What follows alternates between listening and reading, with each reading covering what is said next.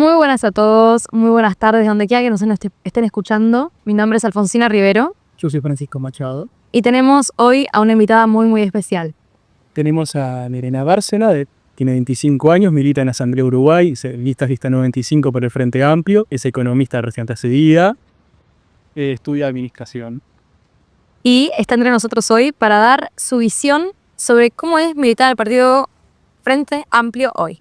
Bienvenida, Nerena. Un gusto. Gracias por la invitación, por estar acá. Y bueno, nada, ustedes dirán. Sí, queremos preguntarte primero que nada, ¿cómo nace tu gusto por militar o tu gusto por la política? Bueno, creo que hay como muchas cosas. Tengo un amigo en particular que me invitó a militar, que me incentivó. A mí ya la política me gustaba de antes, pero no... Era chica todavía, yo soy de Colonia. Y en Colonia no está tan movido, digamos, el tema de política como está acá. Y no era campaña tampoco, eran 2016, que no había nada, digamos. Y bueno, la política me interesaba desde muy chica, me interesaba cómo se movía todo, pero no sabía cómo entrar a la militancia. Cuando me vengo a vivir a Montevideo en 2017, este amigo de Colonia me dice, mira, hay un grupo que está bueno, que se juntan y que además es el equipo de Astori, digamos. Y yo era fanática de Astori, bueno, hasta el día de hoy lo digo, siempre fui, sí, cada uno con el fanatismo que quiere, yo siempre fui muy admirado de Astori. Entonces, ya me dijo, este es el equipo Astori, y yo dije, bueno, vale, decime a dónde tengo que ir y voy. Y me acuerdo que nos juntamos me pasó el número de una compañera y fui ahí a un evento que tenían. En realidad era un evento de como jóvenes frente amplistas de varios sectores. Y bueno, ahí me quedé militando en la Asamblea Uruguay, desde ahí en adelante ya. Nos hablaste de Astori, que es una de las figuras más importantes de la historia política y económica uruguaya, que también personalmente ahí te gran admiro. Entonces, me gustaría preguntarte, ¿qué es lo que te llama, qué te atrae de Astori o del astorismo, no sé qué te siga? Yo creo que el concepto de transformación, ¿no? De esa revolución, pero en la transformación y en la práctica. Yo estudié economía por Astori también, o sea, las ganas de transformar la realidad siempre fueron algo que me interesó siempre como cuestionarme por qué las cosas tenían que ser así, por qué no eran distintas, qué se hacía para que las cosas fueran distintas. Y entendí que era por el lado de la política, y cuando empecé a entender un poco más la política también entendí que podía ser por el lado de la economía, porque bueno, la economía mueve muchas cosas en el sistema que vivimos. Y en todo eso conocí un poco más de Astori y de lo que había hecho y lo que estaba haciendo todavía, pero digo, un poco más como de su paso por la gestión económica del país, y ni que hablar cuando empecé a estudiar economía, mucho más, ¿no? Esa transformación de llevar cambios que en los libros prácticamente no existen. Lees un libro de macro y del libro te dice, che, esto no es posible en la realidad. Y decís, no, pero escuchame, tengo un ejemplo acá. Incluso me acuerdo de mandarle fotos a mis amigos diciéndole, es increíble, pero esto pasó, te dicen que no, pero digo, ese crecimiento continuo con redistribución, la reducción de la desigualdad, mientras el país crecía a un ritmo estable, la estabilidad económica, son todos conceptos que hoy son mucho más comunes para nosotros, pero que en realidad en la práctica son muy difíciles de llevar a cabo. Y para mí esa transformación había sido, wow, esto es posible. Para mí era una locura, es una locura, y siempre hice economía como con esa cabeza desde este camino y vinculado a la política, porque un poco van de la mano. Hay posibilidades de eso, de esa idea de cambiar el mundo, que tenemos un poco todo en todas las áreas, ¿no? Pero yo creo que en parte es parte del gran legado que deja Astori, no solo en la visión macroeconómica de que dejó unas bases sentadas que en mayor o menor medida, más o menos todos los partidos, todos los candidatos respetan, dejan, son todos un poco astóricas en el fondo. Sí, yo creo que transformó esa digamos, revolución ideológica de transformar la visión que tenemos de la economía, porque creo que no veíamos la economía de esta manera antes. Y después de 15 años de crecimiento estable, que es muy raro y que es, digamos, uno de los pocos países que ha logrado crecer en un periodo tan largo, vemos la economía desde otro lugar, desde esa estabilidad previa te permite hacer determinados cambios y determinadas cosas y determinadas políticas que no te permitiría cualquier país que no fuera estable. Y para mí, partir desde esa base, hoy lo hacemos todos. Hoy todos sabemos que tenemos un país estable y partimos desde otro lugar y desde otra forma de mover la economía. Pero sí, creo que es una base que dejó que es muy importante y va a seguir siendo importante. Y hoy esa base de la que hablas de Astori, que te veo emocionada, que te gusta mucho, Mi tema favorito. No sabía que venía a hablar de eso, mi tema favorito. ¿la ves reflejada en el Frente Amplio de hoy? Sí, pues yo creo que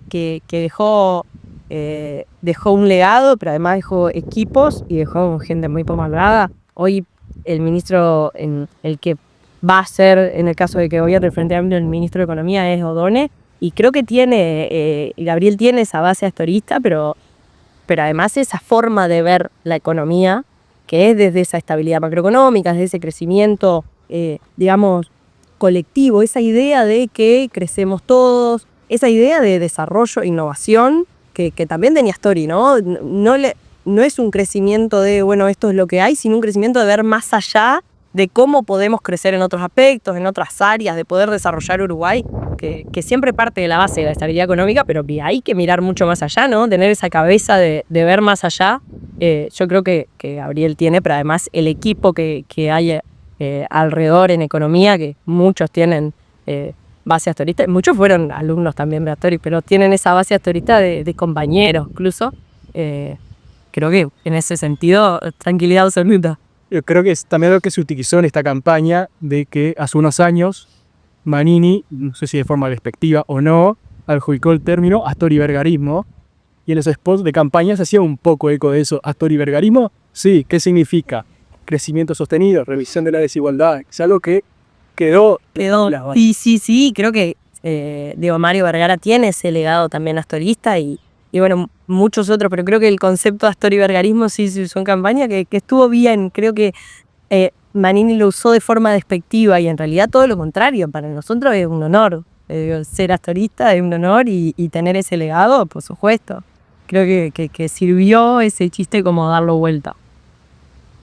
Y hablando de Vergara, en principio de la campaña para las internas hablaba de que fuera el propio precandidato a la presidencia, pero llegó un momento, decide bajar su candidatura y apoyar a Orsi. ¿Por qué se da ese quiebre y por qué apoyar a Orsi en particular? Sí, creo que no sé si es un quiebre, es un proceso de construcción y decisiones que uno va tomando en el camino de la campaña, ¿no? Que siempre es como muy difícil. Yo creo que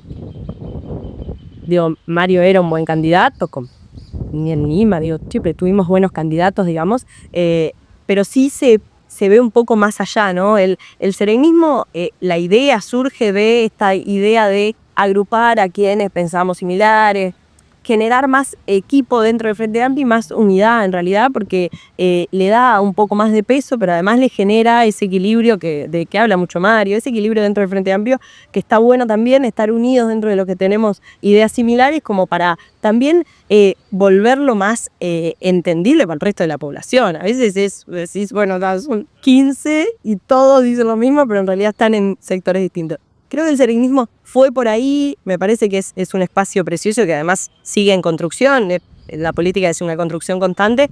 Me parece que lo de la candidatura fue en ese rol de unir un poco más y volver a buscar esa unidad y esa integración dentro del mismo Frente Amplio y darle ese peso, yo no sé porque creímos que estaba más alineado con nuestras ideas, pero y por ahí también construir a futuro un gobierno desde la candidatura de Orsi me parece que fue una idea acertada.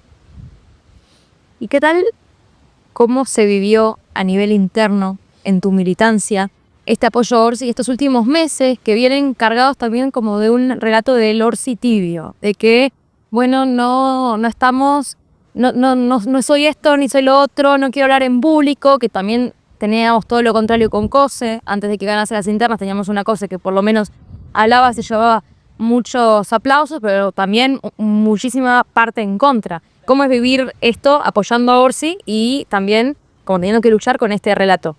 Sí, yo creo que a ver, Orsi tiene otra forma de hacer política y estamos a veces muy acostumbrados a la política tradicional de, bueno, sale en cámara, habla, dice mucho.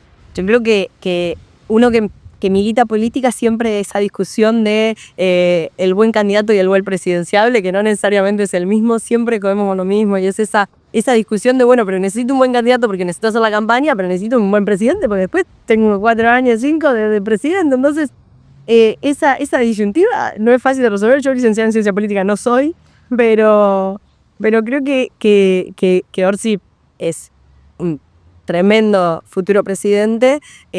A mí me gusta como candidato, lo siento muy natural y lo siento muy real también. Me parece que en la política a veces nos puede pasar que armamos mucho el candidato y termina siendo como una pantalla de, bueno, la cámara y la foto y lo que sé, la bulla, y en realidad perdemos la cercanía, que es una persona común y corriente, como todos nosotros, que está ahí y por democracia le tocó estar en ese lugar, pero creo que la cercanía tiene mucho valor también. Creo que también, digo, por lo menos desde mi visión, hay como un cansancio generalizado de que sean como wow, el candidato, y volverlo más real, digo. Nosotros capaz que estamos muy cerca, pero es muy cercano, Orsi, de verdad, o sea, le saludás, charlar con él, y creo que esa cercanía da también otra forma de hacer política que para mí es revalorable. Tiene como ese toque cercano, conversa y honesto, que a mí me parece que aporta la forma de hacer política de la construcción para adelante. Ya en esta campaña que era octubre hubo una oposición dentro del Frente Amplio, particularmente dentro del sereñismo y otros sectores, que valió varias críticas en la militancia, que fue la postura de rechazo que le hiciste a Seguridad Social. Entiendo que habrá sido una discusión importante dentro del sector y que llevó a tomar esa postura y hacerla tan pública. Sí, no, en realidad sí, por supuesto fue una discusión intensa, un exacto de todo lo guapito y todo el Frente Amplio, digamos. Me parece que estuvo bien la opción del Frente Amplio de tomar libertad de acción, y en realidad también, de nuevo, yo creo que esa mirada del serenismo de pensar en la mañana siguiente, como decía Seregni, pero además de mirar un poco más allá, es lo que en realidad termina definiendo que estemos en contra de este plebiscito. En realidad el problema no era el concepto de plebiscito, sino la forma en la que estaba redactado, estructurado. Digo, no eran las herramientas adecuadas para ir en contra de la reforma que hicieron en la seguridad social. Estamos y vamos a seguir estando en contra de la reforma que se hizo. Creemos que el plebiscito no era el mejor camino para solucionarlo, y más que nada por eso, ¿no? Por los problemas que generaría a largo plazo, porque quizás a veces vemos soluciones de corto plazo que pueden ser como muy interesantes y decimos, esto me resuelve la vida, pero capaz que si mirás un poquito más adelante, bueno, pero ¿qué pasa en 10 años? Y también hay que prestar un poco más de atención a ese largo plazo. Creo que desde el serenismo es una mirada que siempre tenemos muy presente. Desde el astorismo también. Astori siempre miraba un poquito más allá, y me parece que es algo que hay que hacer, ¿no? Hacer política sobre todo. Y los resultados se dieron, algunos hablaban de una posible victoria en primera vuelta, se hablaba de casi un empate técnico entre Delgado y Ojeda. No se dio nada de eso, se dio una mayoría frente a senadores, no se dio ninguna mayoría en diputados, y se dio una esfera bastante lejos de Delgado, que votó mejor de lo que se esperaba. Lo que no que autocrítica, sino que ¿qué valoración se hace de los resultados que hicieron en octubre? Yo creo que la primera valoración que hice, esto es real, la primera valoración que hice es que qué buenas que son las encuestadoras en Uruguay, porque digo, qué acertados los resultados, y valorar el trabajo de la estadística es muy buena, pero me parece que es eso un poco. Creo que los resultados que nos planteaban las encuestas eran un poco estos. 44, digo, 46, la mayoría del Senado. Eran resultados posibles dentro de las encuestas, y que también uno siempre tiene esa esperanza, que el Frente Amplio se caracteriza, yo diría, por muchas cosas, pero por la esperanza, ni que hablar, esa esperanza de ganar en primera vuelta intacta. O sea, no importa cuándo preguntes esto, el Frente Amplio quiere ganar en primera vuelta. La estadística no te acompaña, y los votos tampoco. Ya sabemos que las encuestas dan eso, que hay un montón de votos estructurales, que hay gente que toda la vida votó Partido Nacional, Partido Colorado, Frente Amplio, que no va a moverse, no hay mucho voto móvil.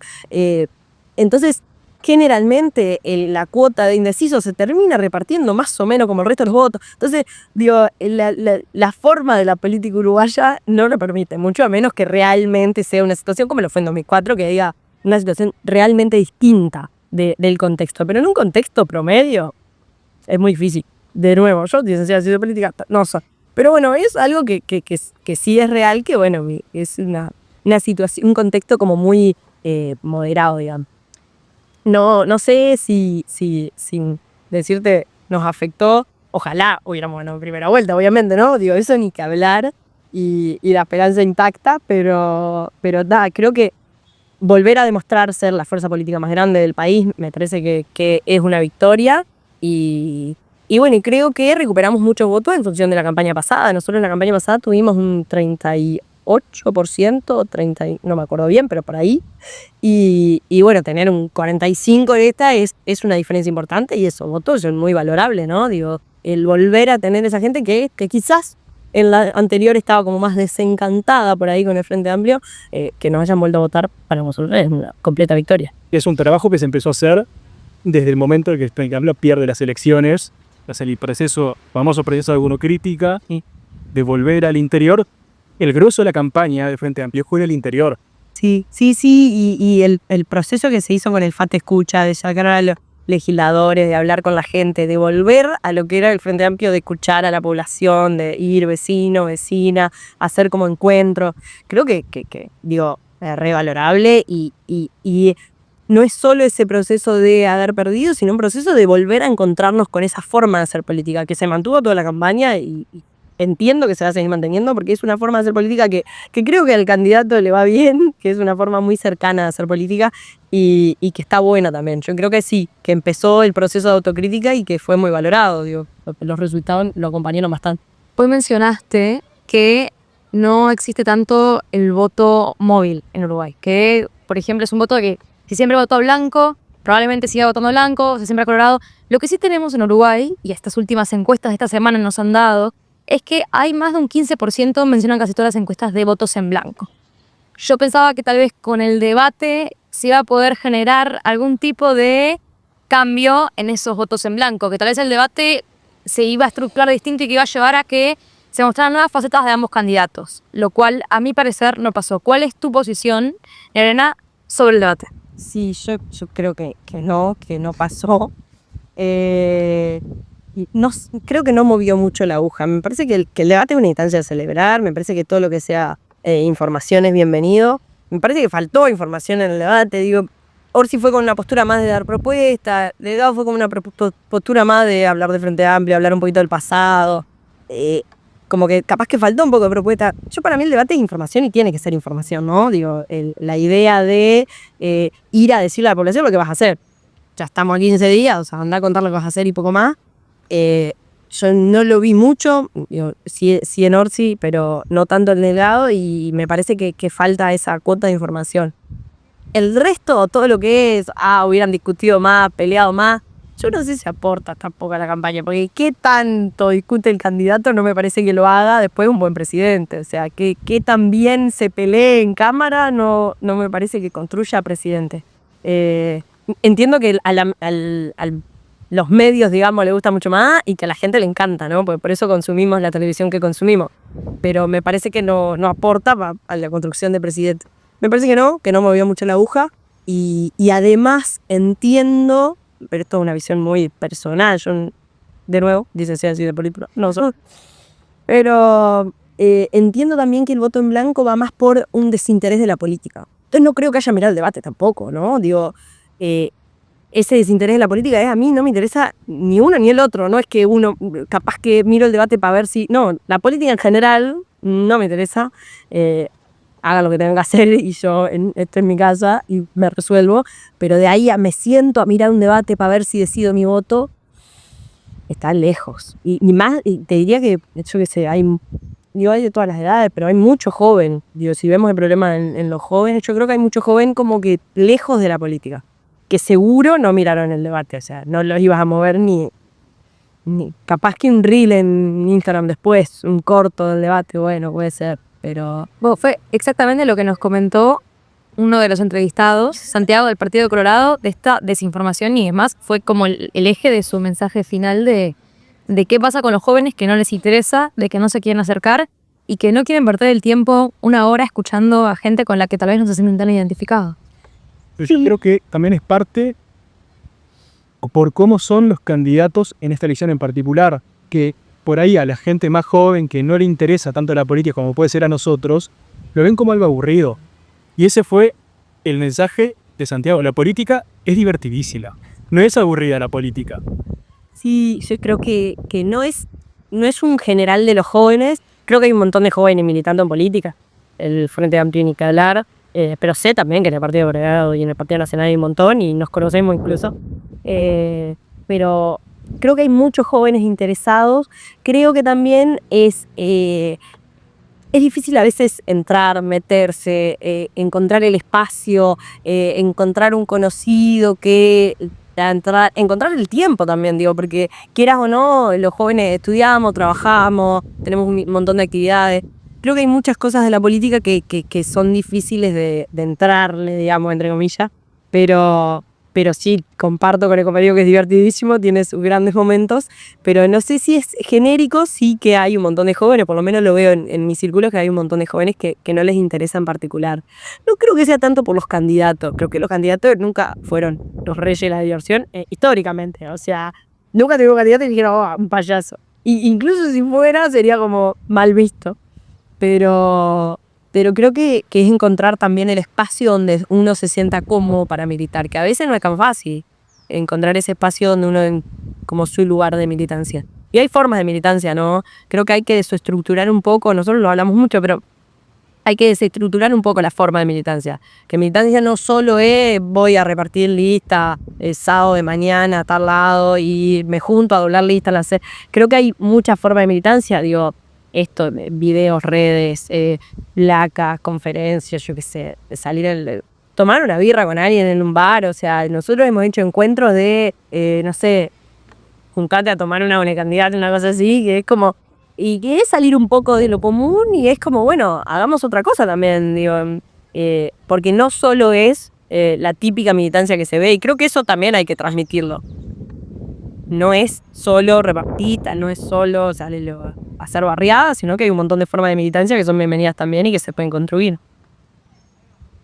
Estamos hablando de dos candidatos que se los tacha de sus colectividades políticas, de su militancia, de tibios, de que se tiran muy al centro. Entonces queremos pedirte que nos digas, ¿qué se diferencia Orsi de Delgado? Bueno, yo creo que hay como varias cosas. Voy a tirar la que para mí es fundamental, pero capaz que por sesgo. Para mí el problema de la desigualdad es fundamental. Y cómo lo encara cada candidato y cada gobierno es fundamental. Y creo que es una línea que no, yo por lo menos no estoy dispuesta a transar. Y que habiendo crecido, un 1%, pero habiendo crecido en este gobierno la desigualdad haya aumentado, para mí es un problema. Y entiendo además que el Frente Amplio logró en 15 años hacer bajar la desigualdad con cómo venía, pero además el índice de Gini, que es el que mide la desigualdad, que bueno, podemos estar de acuerdo, ¿no? Pero es el que mide la desigualdad, es muy difícil de mover. No estamos hablando de que es un cambio que diga, oh, sí, se mueve por cualquier cosa, mañana comprate un kilo de arroz y moviendo el índice de Gini, no. Entonces, haber aumentado la desigualdad en un periodo de crecimiento es problemático, y más cuando tenías herramientas para sostenerla o para hacerla disminuir. Y bueno, me parece que ese enfoque, como creo que económico, es muy distinto. Ese enfoque de que el Frente Amplio siempre apostó a la redistribución, y ayer Orsi lo decía en el discurso, o crecemos todos juntos o no hay forma de hacer desarrollar el Uruguay. Y creo que es un concepto re fuerte, esto de crecer todos al mismo tiempo, no podemos dejar que unos crezcan. Hay un estudio del IECON de que, bueno, como solo el 5% más rico de la población creció, una cosa así, y en el promedio te da buenos números. Claro, pero en el promedio no me ayuda para nada. Si no crecemos todos, no hay forma de desarrollar un país si crecen solo algunos. Me parece que es un concepto que el Frente Amplio tiene mucho más desarrollado, digamos, o trabajado, y que lo aplica, ¿no? En todas las políticas sociales que ha desarrollado el Frente Amplio, y las propuestas de gobierno para adelante son siempre de redistribución y crecimiento colectivo. Y me parece que el Partido Nacional, la coalición, tienen esa idea que en los libros de Macro funciona. Yo nunca la vimos funcionar en la realidad, pero dicen. Como esa idea del derrame, ¿no? De bueno, si crecen alguno igual no importa porque después, en algún momento, llega al resto de la economía. Yo qué sé, por algún lado se debe distribuir.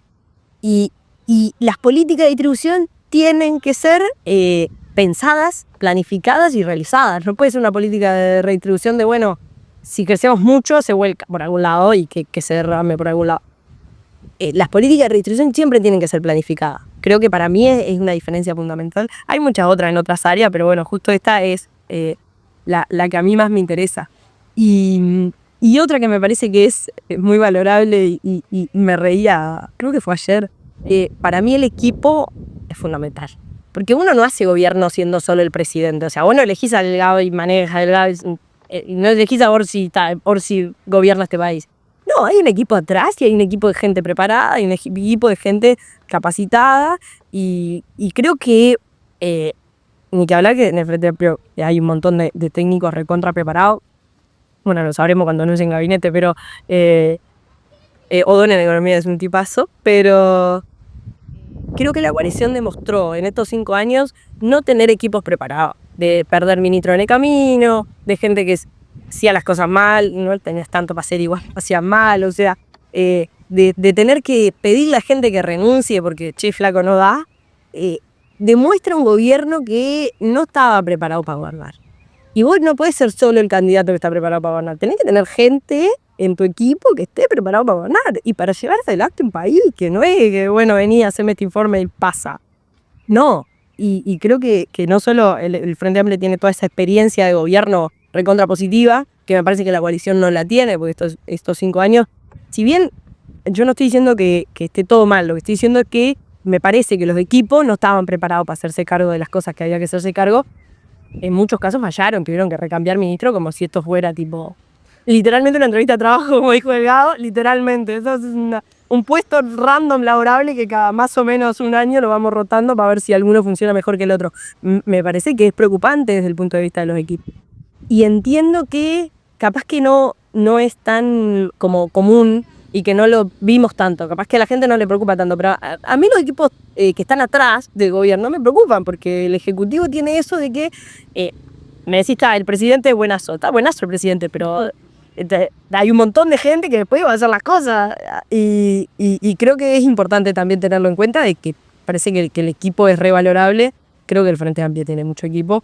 Y me reía porque Delgado dijo, no descarto tener a un ministro en Frente Amplio. Y sí, hermano, yo si tuviera que elegir gabinete también elegiría el Frente Amplio, pero porque de verdad tenemos un equipo recontra preparado y que me parece que eso también hay que mirarlo. Creo que hay que mirar más allá de simplemente decir, bueno, el candidato, hay que mirar también el equipo que está sosteniendo el candidato y que va a lograr hacer lo que se propone hacer, porque el cartel, la IA te lo hace en 5 minutos, yo qué sé. Vas a poner un mensaje lindo y decir lo que vas a hacer, medio que cualquiera puede hacerlo. El problema es que vos tenés que tener atrás un equipo que piense cómo hacer las cosas que querés hacer y que las pueda llevar a cabo. Me parece que falta eso y que la planificación es muy importante.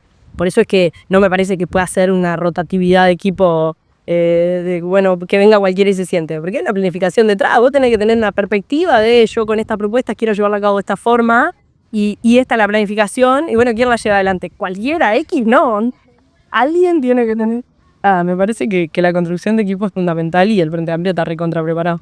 Si quisieras convencer a un votante joven que va a votar en blanco, que quiere votar anulado, que no sabe qué va a hacer, ¿le dirías que vote al Frente Amplio porque tiene un buen equipo? Si quisieras dar un mensaje a la Cámara y convencer a la gente de que vote a Orsi, que esa es la solución para un Uruguay mejor de acá a 4 años. Sí, sin duda es la solución para un Uruguay mejor para 4 años.